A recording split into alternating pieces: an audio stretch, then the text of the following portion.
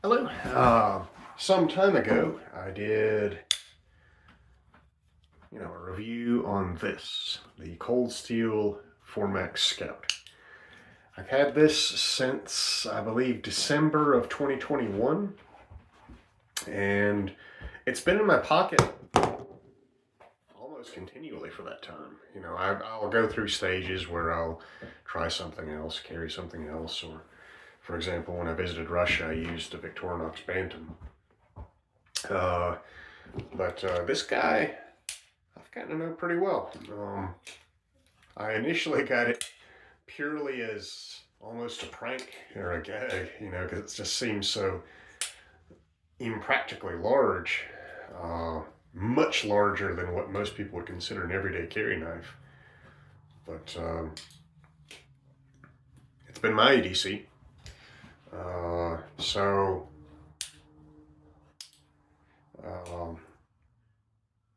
figured I'd do a little bit of an update.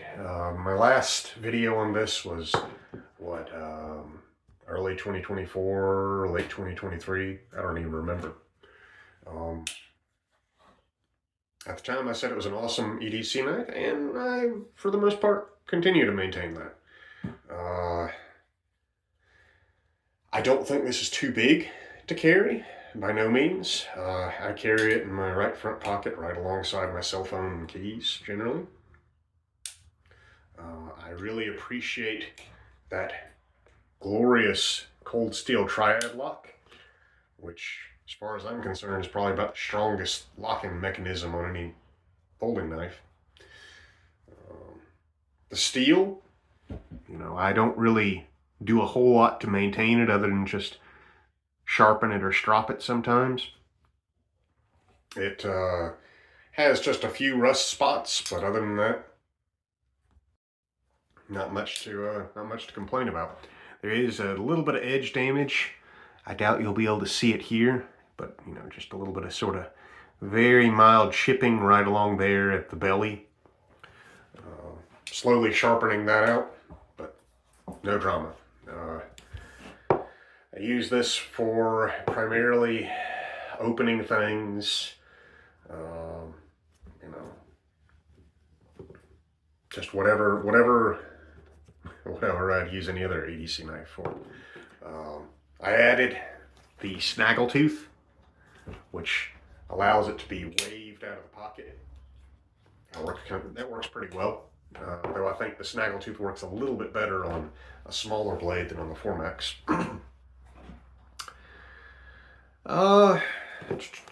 This textured handle has gotten worn pretty smooth.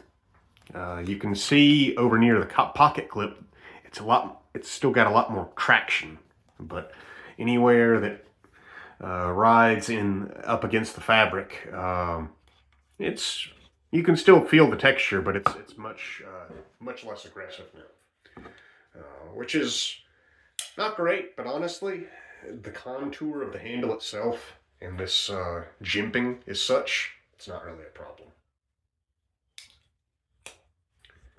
Pocket clip. This has got to be my all-time favorite pocket clip of any knife I've ever had.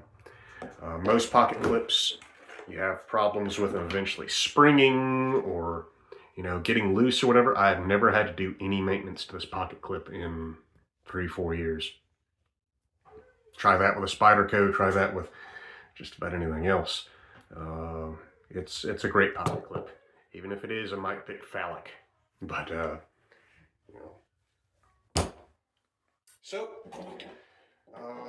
my only problem is after this many years, you begin to get kind of bored with it a little bit. I like to mix it up some, so I decided I was going to try to go back to the old standby, the Case Sodbuster Jr. It's about as different a knife as you can have from one to the other. One of them is very small and slicey. The other one is extremely stout. And on that note, the one area where I really found,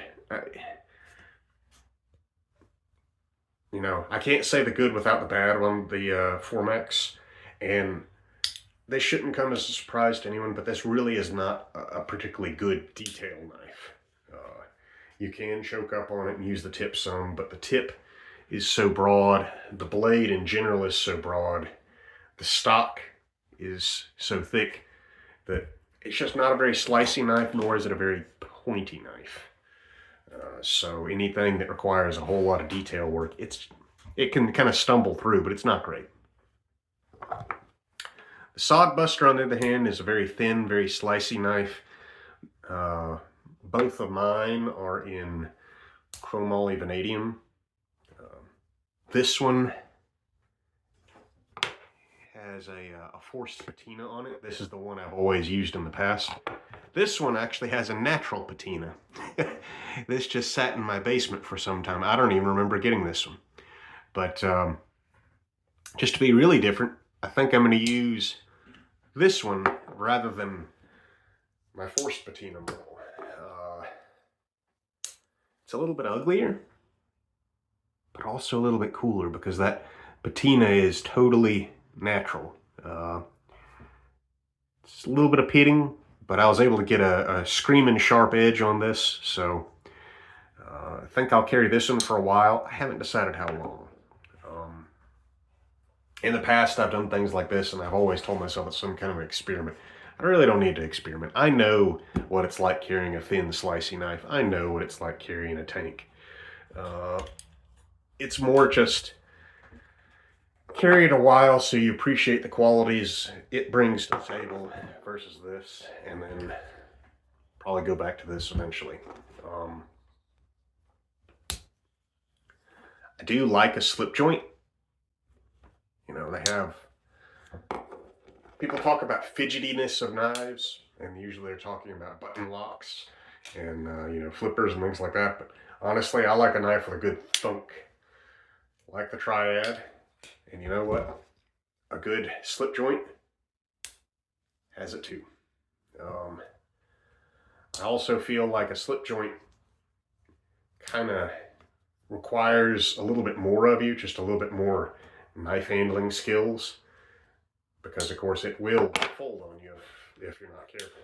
This, on the other hand, you really don't have to be careful about where you put your hands, because it would take a tremendous amount of strain. More, it would take more strength than I possess to break this.